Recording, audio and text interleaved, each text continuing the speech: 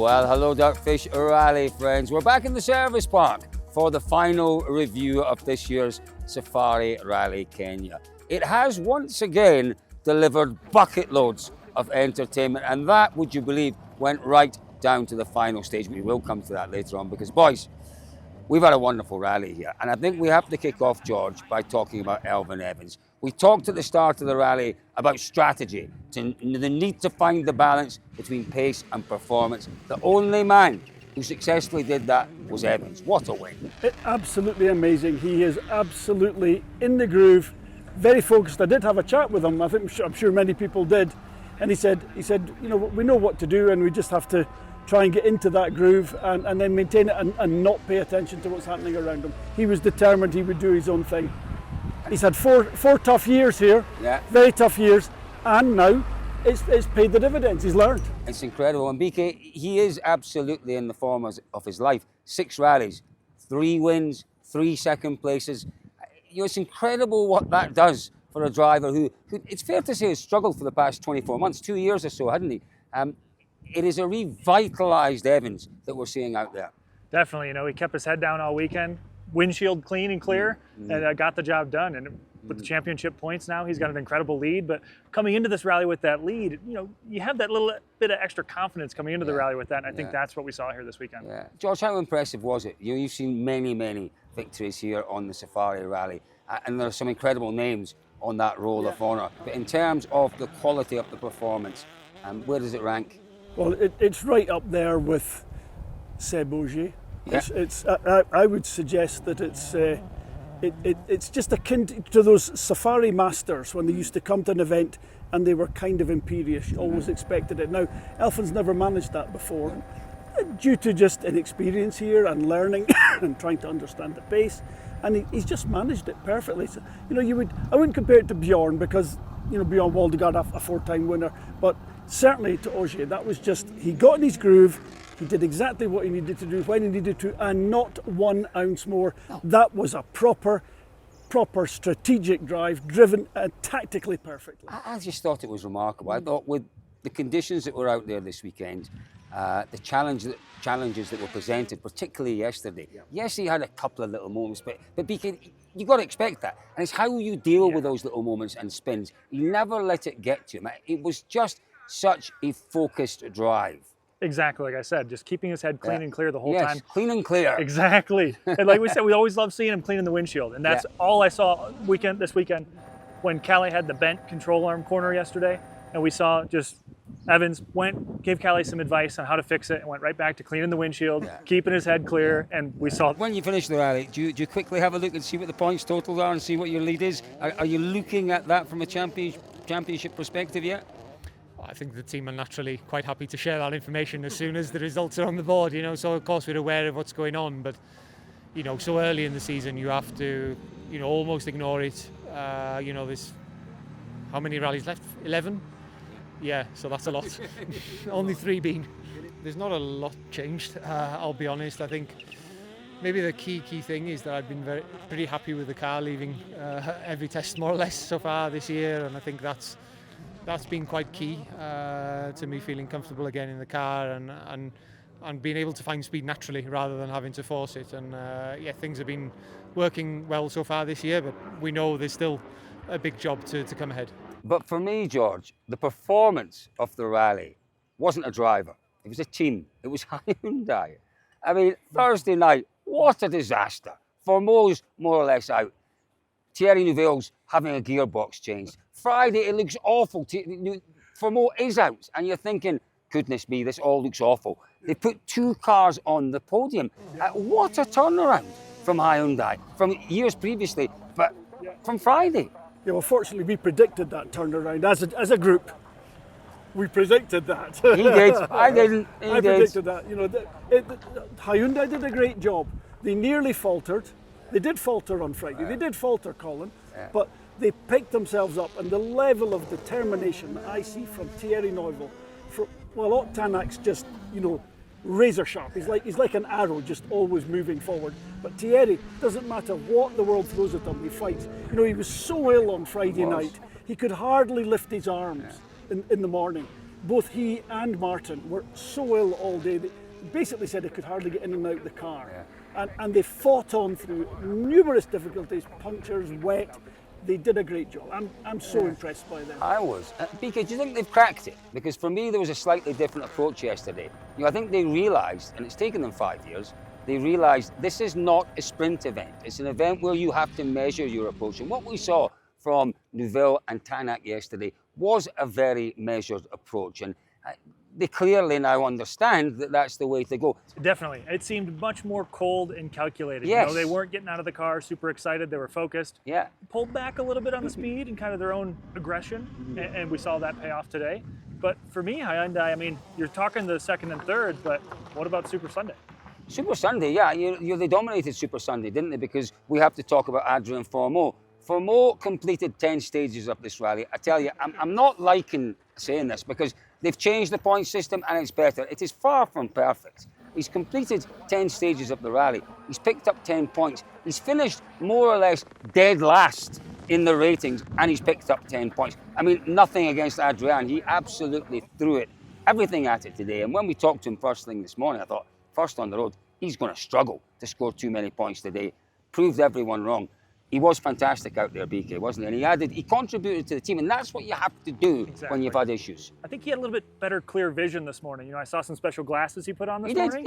He put some very special glasses on. Yeah, they were very special, and he gave them back. I don't know where they are. I've lost them now. Yeah, it's up there. Have a look at that up there. But definitely, he came out. What was it on Thursday? We talked to him, and he said, I still got a lot to learn in the car. Didn't come out yesterday. Not a lot of time to practice in the car. So to come out today and kind of lay it down and put it out there that still learning the car, but winning some stages, winning the power stage, and winning Super Sunday is fantastic for Hyundai on a whole. No one would have bet that we'd get a Hyundai on the podium, never mind 2 on Friday. Tell me what the difference was. Tell me what turned things around.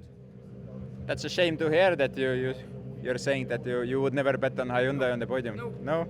Not here in this one. And it looked so awful after Thursday night and Friday. Yeah, it's true. It was not looking so good after Friday, but in the end, we could bring it together and bring 2 cars on the podium. So definitely plenty of positives. We need to improve our understanding of the world kinematics of the transmission of the car, and maybe, as I was saying before, use that last joker. In a way to make that part of the car a bit more durable than what it is. Good idea. I think it was for everybody very hard this weekend. I honestly expected that we would have less reliability issues, but unfortunately we didn't. So we need really to put the finger on that. Repeated issues over the past years, and that shouldn't happen. So that's very frustrating. But on the other hand, never the crews, never the team gave up and continued fighting hard to get it through and get to the end. So finally we have 2 cars at the finish, 2 cars on the podium. Only Adrian who wasn't able to do the whole event, but still taking the 10 points. So performance good, reliability to improve. What about the remainder of our Toyota drivers? Well, we hinted at the top of the show about drama, and it was the Toyota drivers, if you're a Toyota fan, sadly, that gave us the drama today. Let's start, BK, with Kalle Rovanperä. Just again, not a troubling rally for him in terms of his performance. He seemed pretty happy when he got into the car and the car was going okay. But again, issues today for him, issues there, and he had to retire after the first stage of the morning. It's a tough year for him. Yeah, beginning of the year, it seems like it's kind of been a pace thing, kind of being in his own head. Everyone's kind of questioning whether he still has it, but this event, we maybe didn't see that as much. It came down to technical stuff. Yeah, I mean, that's basically the first technical failure we've seen them have, which affected a result and a retirement for Kalle. Awful. Retirement on Sunday is the worst day to retire on any rally, obviously, because you're not classified. A difficult day for Taka-san. That power stage half roll, don't know if it rolled fully over, power stage half roll, enormously costly for Taka and for the team in terms of manufacturer points on the Sunday. 50 left over jump. I don't know what to do. Yep. Disappointing. Well, it's up to the team to decide what pace their drivers are going to go, but Toyota don't do team orders, so maybe you pay the penalty. You know, Taka's not been feeling well all weekend. You know, I think his judgment hasn't been perfect, but again, his tenacity and understanding of the event has got him through, and he was in that fight. Fighting in that last power stage when we know that the conditions will be worse and harder. You know, well, if the team want him to go for it, he went for it. If they didn't want him to do it, they would have said no. They were willing to take the chance. Maybe they're comfortable enough that that was the right thing to do, to try and dominate a little bit more. So, you know, in terms of a mistake, it was nothing. Nothing to feel apologetic about, nothing. He was going for it. That was the mission. He did the right thing. Don't be miserable about it. Don't feel sorry for yourself. Crack on. Move on indeed. But what did that mean, Brenton? It meant that Sammy Pyre finished in 4th place on his debut on the Safari. Fair play to the young man. He found the sweet spot, didn't bother with the times, and he stuck to the task in hand. Exactly. He was just coming here to look to gain some experience, and to finish 4th is a great result for him. Seemed like he kept a steady pace all weekend and really stayed focused. As we saw most people staying focused with how diverse and crazy of a rally this was, with the random rain coming through and the different conditions. So great result for him, and he really accomplished his goal. He did accomplish his goal. What about M Sport then, boys? You know, Josh McElwain and clearly Gregoire Munster. Gregoire Munster revealing at the end of the power stage that sadly his grandfather passed away on Thursday during shakedown. George, considering all of that and Munster finishing in 6th place, not easy. We've talked about focus all through this review. To keep focused under those difficult circumstances. Fair play to the young man. Absolutely. The whole team have done a great job here. They had problems, they had breakages, probably down to drivers catching things. I don't think the car was pretty well perfect. So good on M Sport, 3 cars at the finish, 3 happy drivers. Yeah, and Josh McElwain as well, BK. Josh McElwain, a 2nd place yesterday on, I think it was stage 15, and again, every kilometre of the rally.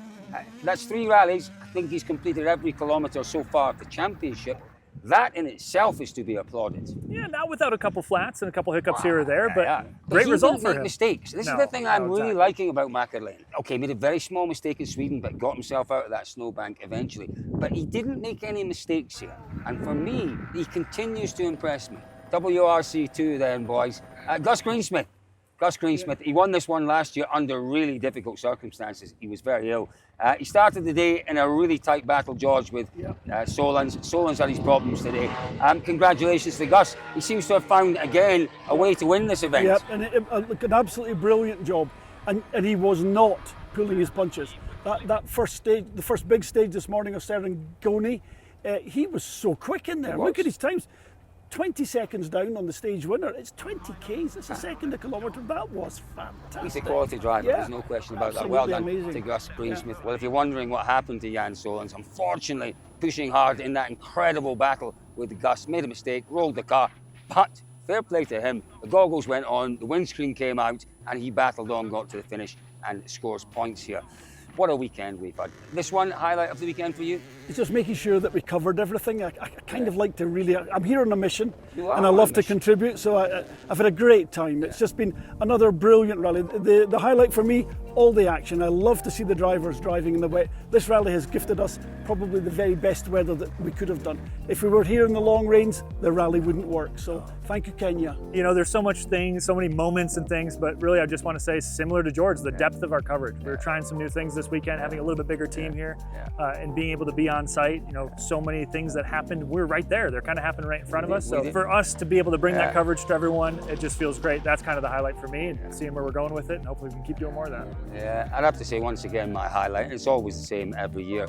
The people, the fans, they bring so much colour, they bring so much joy. That moment on Thursday evening with those incredibly excitable fans pushing Adrian Formeau down that access road into Naivasha, for me, it'll stay with me for a very, very long time. BK, we have seen some absolutely world-class driving here this weekend. I reckon I might want to give this driving thing a wee go. Where should I go to learn? Well, you know, a lot of people don't know, we have a rally school located just outside of Seattle, Washington in the USA. We've been around for just about 15 years this October. You can come check it out. We got Subaru all-wheel drive cars, rear-wheel drive Subaru BRZs. Come check us out. We're running classes 7 days a week, just about 350 days a year. Wow. And yeah, it's great. Folks, thank you very much for joining us. We head to the tarmac and a new rally. It's the Canaries in a few weeks' time. We'll see you all there.